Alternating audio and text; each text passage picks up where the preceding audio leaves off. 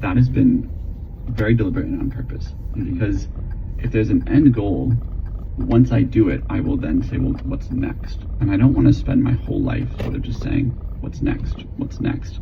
I wanted to find that infinite game that I can just play forever. And so content is my infinite game. Oh, interesting. How I measure my success on this infinite game is mostly followers, because it's sort of the easiest metric to track. And then probably secondary would be views. But I see every follower and every view as someone whose life I potentially changed or helped. The way I think about it is most people who grew up in my situation from a poor family and things like that just end up raising their family the same way in a poor family. And it's very hard to break out of that poverty cycle. I suspect, I know for a fact that along my journey, I had random conversations that I don't even remember with people that imparted wisdom on me, that shared little insights that fundamentally altered my trajectory from, being born into poverty to dying in poverty to actually, that sort of rags to riches story. Yeah. And I think if I can just be that chance encounter for other people, that they happen to watch my thing, and they don't even have to credit me, they don't even have to remember it. But if I inspired them or gave them some tool to change the trajectory of their life, that's really meaningful to me. And so every follower, every view, I think could be that for someone else. So the more that happens, the more I feel like I'm actually doing something meaningful. So it's my infinite game. I just want to do it forever. Wow, that's awesome. Yeah. What's on the roadmap for you for your content game, the infinite game? So I have really high expectations of my content, and I would say, I think the best that we've done, I would give it a 6 out of 10. Wow. Okay. So I've never looked at something that we've produced and said, that's amazing. The thing that I really want to do is combine the art of content with the tactical stuff. Because I think it's one thing to sit in a studio and just teach a business concept, but can you actually turn that into a beautiful cinematic story as well? That is sort of the next level that I want to take things. And so we were just in Tanzania and Uganda for 14 days. This was sort of my first trial run on this. So actually, rather than teaching lessons in my YouTube studios, I brought the cameras with me, and there's clips of me sharing life lessons, but there's monkeys running around the background or elephants and things like that. I do one about getting better sleep, and there's 3 sleeping lions in the back. So just those are sort of goofy examples, but trying to create actual beautiful films to watch that also share life lessons. For me, that fulfills maybe 2 sides of my personality.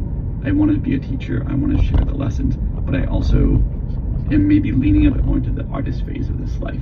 So trying to create really beautiful things. So you're optimizing on quality over than quantity?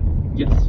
The fastest way to actually grow on socials would probably be for me to hire a ghostwriter to write scripts from proven titles, proven thumbnails, crank those out with a teleprompter, and just post those every 3 to 4 days. And there's a lot of business people on YouTube that do exactly that. And when I look at their channels, I'm uninspired.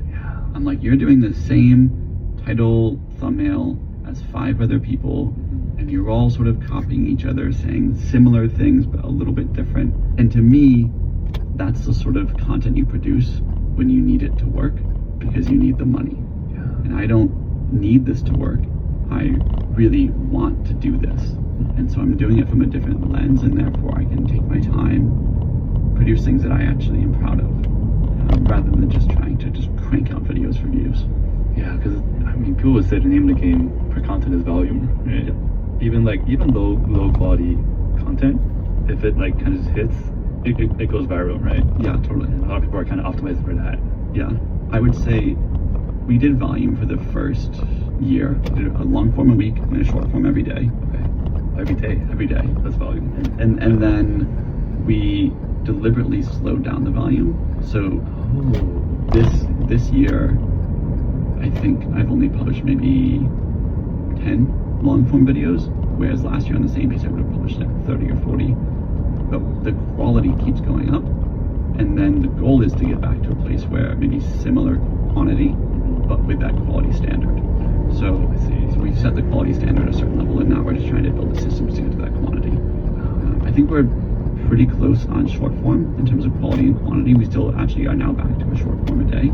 The quality is way higher. But on long form, we're getting there with the quality, but we produce one like it takes a month. So we need to get that systemized to get better quantity. Interesting. But I do feel like content is kind of like this endless grind, right? It's like almost like a hamster wheel where you're just like kind of chasing followers, the views, and you haven't gotten into that jadedness at all. I get jaded. I used to get jaded by the algorithm because I'd be like, yeah, I posted it and it was doing so well, and then it died, and therefore I have to post the next video, do it. And I think once I stopped feeling like the algorithm killed my video, and more like, well, I just didn't produce a good enough video. And now I've met a lot of really talented creators who have pulled up their analytics dashboard and shown me. And if you post a great piece of content, it will sort of just get views forever. So I feel like a lot of the hamster wheel feeling is my content just eventually petered out. And so I can't really blame the hamster wheel for that as much as myself. And I can just improve on that. And now it also helps that some of my content has moved to that evergreen state where, like, if I had to guess, a slow day is like a couple thousand likes of content, like people liking my content. So that just happens automatically, and it makes me feel like a little bit off the hamster wheel. Yeah. How do you create content every day at that value, but also maintain the level of freshness? Like a lot of times I create content too, and I feel like sometimes like I know this will hit, but like it's kind of recycling my old things I used to say and like kind of packaging a different way. And then you're like, okay, what's the point? Yeah. I get bored. Yeah, I get bored. I think the thing for me is the biggest shift moving from quantity to quality has been I spend a lot more time thinking. I will come up with 200 ideas for like every video I do almost right now, because I have what's called a seed list, which is whenever I have a seed of an idea, I just write it in my Apple Notes, and that's just forever. And then I'll just kind of pop in that maybe now and then and say, well, what of all these ideas is actually inspiring me right now, and then I'll work on that video. The other thing that has kept it fresh, and like I've been creating content for about 2 years, so I'm not like have friends who've been doing this for like 8 years, 10 years, and it's much harder for them to think about how you stay fresh. But I am currently writing a book. Oh, no way. So that is, it's been really good for content, because I think when you write a YouTube video or you do a YouTube video, you might think about that idea for a little bit, but when I'm like writing this book, I'm not writing a book because I want to write a book, I'm writing a book because I want to share great ideas. And so the level of depth of thinking, like I might have spent 300 hours on one little concept, trying to be like, what's the best way to package this, what's the best way to teach this. That then makes creating videos really easy. So my best video, how to make your first $1 million, I did last year. I'm currently redoing that video, but to me, I'm not redoing. I actually thought the easy hack would be to take the script and just touch it up a little bit, but I realized my level of understanding on how to teach this topic has evolved so much that I ended up writing the script completely from scratch. And it's all the same fundamentals, but entirely new ways to actually implement them. And so for me, it feels completely fresh. It doesn't feel like I'm rehashing anything. So, because my level of understanding on the topic has changed, at least my level of understanding on how to teach it. So, that's what's changed for me. Wow, that's amazing. Yeah, when do you think your book will come out? Like 2 years from now. Oh, really? Yeah. We have an agent who's great, but I haven't even agreed to a certain publisher yet. It'll be one of the big ones, and then they'll have their team, I'm sure, rip it apart and review it. So it's probably 2 years from like coming out. Do you have like a favorite book author? I guess some Mark Manson vibes a little bit. Yeah. Around here. Tim Ferriss. I would say the most transformative book of my life, like, I'll include the Bible. The most transformative book of my life would be The 4-Hour Workweek by Tim Ferriss. We would go talking about it. It came out the summer I graduated high school. Yeah. And I was, working at Circuit City, selling cameras for minimum wage. No way, you work in Circuit City? Yeah, $7.25 an hour. They went like bankrupt a couple of years after. Oh, no way. I used to go there too. But that was my job, and I was like, I'd never traveled, never been outside the country, and Tim has all these stories of kickboxing in Asia. He actually lived in Taiwan for a little bit, and all this cool stuff. And I was like, I just want to be Tim Ferriss when I grow up. I think we're both trying to live it out now. Yeah. And so that book really, I think, opened my eyes. I have been rereading the book because I'm now writing a book, and I'm like, I just want to write a book as good as the 4 Hour Workweek. And I'm still blown away by how that book helps you rethink what is possible in this world and look at things with a different lens. Some of the tactical advice, a little less confident on. Like, I don't know anyone that ever really achieved the 4 Hour Workweek. I think everyone is still working 40, 60 hours a week, but now you're your own boss. But you know, it let me look at life a bit differently. So that book was really transformative. A book that, so I'm in this sort of group chat for people who have a certain net worth and above, who are under 49. That's the theme of the group. Arbitrary number. 49. Well, it was 45, and then there was like some 47-year-old, and so they said, fine, it's 49. They did a survey of like, what are the most impactful books? And so I was really curious. I'm like, these guys are all really successful. Some of them are actual billionaires under 49. So I was like, I want to know what books they're reading. And one that I've been reading recently is called A Complaint-Free World. It's one of those books. The reason I bring it up, one, I think it has legitimately probably doubled my happiness, which is, I mean, that alone is like worth it. But it's a book that you never hear recommended. Everyone knows it was about sort of the usual suspects of books. 7 Habits. Yeah, exactly. But A Complaint-Free World, probably the reason it doesn't get recommended is because it's a fairly simple concept. But if you just actually take the challenge in the book is to not complain for 21 days. I genuinely think maybe your baseline happiness could be higher than mine, but like it'll massively increase your baseline happiness from wherever it is to where it can go. Double is it? And I'm a pretty happy guy, but like I was, you know, really happy after reading the book. Wow, is that basically the main thing with the book? Don't complain for 21 days, or is there a lot more depth to it? That's the one-line thesis. If you complain, then you restart the clock, so you go back. And you try to get to 21 days, which might take you 10 months, 12 months. So like internal complaint also counts? Like so mental complaints don't count. You have to verbalize it. And feels easy, no? Try it. Let's do it. 21 days. Easier than you thought? Harder than you thought? Harder than I thought. Because I was like, this is super easy. Because if I had it, I'll just like cancel it and then boom, it's gone. You would think that. But every now and then, it's just like stuff pisses you off so much, you just complain a bit. So I haven't managed my 21 days yet.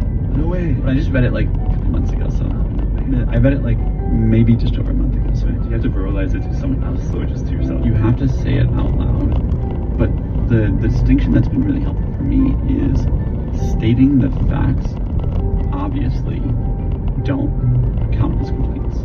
So it's raining here in Taipei today. And if I was to say, it's raining in Taipei today, that's not a complaint. That is a fact of the situation. I was like, it's raining in Taipei today. If you add the emotion to it, or if you say, like, always rains in Taipei, I hate the weather here, now you're complaining. So, what I actually think has been the most helpful is I go to say something, and then I have to actually mentally stop and say, what's the fact of the situation, not the complaint of the situation. And so that, I actually think is what has changed the baseline happiness, because you start really just like detaching yourself from the emotions. This is the fact of the situation, and then you can choose what to do about it. It's raining today, I'm going to grab my umbrella. It's not a complaint. So yeah, it's a really underrated book that I think has like actually been pretty impactful. And so there's a lot of, you should read the book. There's a lot of science and sort of details around it, but it's great. Yeah, when you first hit the book, it reminded me of, is this probably something similar to like Extreme Ownership by Jocko Willink? I'm not sure if you read it yet. Yeah, okay. And that's one of my favorite books too, but it's a completely different approach. Yes. In this, which I like. This is simpler. It's super simple. Probably harder than you think. Yeah, the exact challenge is to go 21 days without complaining verbally, and you're supposed to wear a bracelet, and you just switch it wrist to wrist every time you complain. So you attach a physical reminder. I just complained, I need to move this. And so you reinforce that habit. I have not picked up a bracelet yet. I need to like get one so I can do this. I've been like looking at the night markets and stuff or something. Yeah. But yeah, it's been great. I really like it. Yeah. Would you say Tim Ferriss is your role model? Tim Ferriss, I would say, was my role model. Oh, who's okay. So there's no easy way to sort of like, I don't have a singular role model anymore. Yeah. So for a while, it literally just was Tim Ferriss. Like, I just want to be Tim Ferriss. No way. And now I think there's aspects of Tim Ferriss that I really like, Mm-hmm. aspects that, like, he's kind of become more of a monk these days, and I'm less on his sort of monk phase. But Tim Ferriss, huge sort of role model for me. Arnold Schwarzenegger, massive role model. Total Recall. You read his book, new book, Be Useful? I haven't read Be Useful, but I've read Total Recall like multiple times. Really? I really like Shoe Dog by Phil Knight. Also, sort of just like a great book. really cool guy. So I look at sort of different people that have achieved lifestyles that I find desirable, and I would say I've picked little pieces of them. The closest thing to the ideal role model for me would be myself, because maybe for not the first time in my life, but pretty closely, I would say living the exact, true, authentic life that I want to live. And that is, like, it's really cool to be able to say that and say, I don't wish I was doing something different. I don't wish I had a different job. I don't wish I was living in a different country. Like, everything I'm doing is exactly what I want to be doing. So, I'm not my own role model, but like, I've taken all these inspirations from the role model and I've landed on this is exactly how I want my life to be, and I do it. I think you mentioned the key word a few times, authenticity. Yep. It sounds like that's something you're really striving for, and you feel like you're able to say that you're who you are, authentically, you love who you are. Yeah. What's the journey like getting there, right? So the journey of wanting to be the better version of ourselves is also the journey of being the more authentic version of ourselves, and maybe those are the same thing, maybe they're not. How are you going to see these? When you have, like, if we go back to the inner work discussion, when you feel like you're not worthy, it's probably very hard to be authentic, because you don't necessarily approve of yourself to the highest level. So you'd be very cautious to show that to the world, whether it's even, on a one-on-one coffee or on like a podcast sort of platform. As you become more proud is a word, but maybe accepting of who you are, then I think you're able to move into a more authentic space. And especially because I do mostly business and finance content, I actually did an exercise where I looked at all of the people in the space and said, how can I stand out and be different? And one of the top things that I identified was, I think authenticity actually can be my superpower, because I don't think the other business creators are very authentic. I think they're renting like private jets just for photo shoots. They're living a certain lifestyle that they don't actually live, but they only show it on camera. And ironically, I live a lifestyle that I wasn't showing on camera, so that's why I now travel with like more cameras and try to actually get more of my life caught on camera, because I just want to show my authentic life. And I think that's one of my superpowers, is saying, this is who I am, this is what I actually do. I'm gonna bring you along and show you what it's like, and then teach you some lessons on how to get there. I think that is a superpower in content, and I think with the age of AI and everything else, more and more people will start picking up on authenticity, and I hope that sort of the fake personas in the business world online will start to go away, because they're frauds, and frauds don't deserve a platform to have a voice. Yeah, there's a few points I think is really interesting, because we're talking about being the better version of yourselves, and then being more accepting, proud of yourself, and then being more authentic. It almost feels like there's different phases where, like, you try to be a better version of who you are, you work hard, and then you get to a point where you start accepting or being proud of who you are because of the work you put in, whether it's inner or outer. And then you're able to, once you start accepting yourself, being more authentic. And then once you're authentic, you actually get to use that superpower and be a better version of yourself, because you're authentic and you're more aligned mentally, physically, spiritually, emotionally, whatever. It almost creates this like positive feedback loop in a way. One thing I think is interesting is you say being authentic is like a superpower. Maybe a counterpoint to that is that, like being authentic is great, but then I feel like to create content, if the metric is views, is followers, like a lot of people actually don't pick up on that. You know what I mean? Like, it's a very niche superpower, because like these like farm fields, whatever, they're churning around because they're getting followers, they're getting reach, and then most people can't tell between someone reading the teleprompter, reusing the title, versus, for example, you, right? So then that's this content game that we have to play. It's annoying, but I guess you could say, like, if you're creating content that's true to yourself, you feel better about it, and eventually, hopefully in the age of AI, you're able to like stand out with that, right? I think the thing that really helped me understand this paradigm was a hero that became like a friend and a mentor. I don't know if you know who he is, Eliot Choy. Yeah, so Eliot's Oh my God, Eliot's yeah. a good friend. We No way. for the first like 6 months of this year, we hopped on a call every 2 weeks, Wow. and for like an hour, and I would help him on the business side, and he would help me on the YouTube side. Oh. And the thing I really liked about, like, Eliot is known for being a very authentic creator. That's why people love him. What I learned from Eliot is that all views are not the same. And so I can do certain content that will get 1 million views, but maybe the people that watching it are the kind of people that are more attracted to a less authentic lifestyle, want that flash and things like that. Whereas what I've found, like I mentioned, some of the people that I've connected with, I think those people are more legit themselves and therefore recognize a more authentic creator. And so I really enjoy the people that I get to meet. And I'll use one more example, which is that I've gone on some podcasts that I think have a lot of these sort of business guru-y guests, and I'll go on them and I'll speak about the same stuff that I always talk about, but then I'll notice in the comments there's a bunch of sort of like really angsty. Right, that's enough for one day. Peace.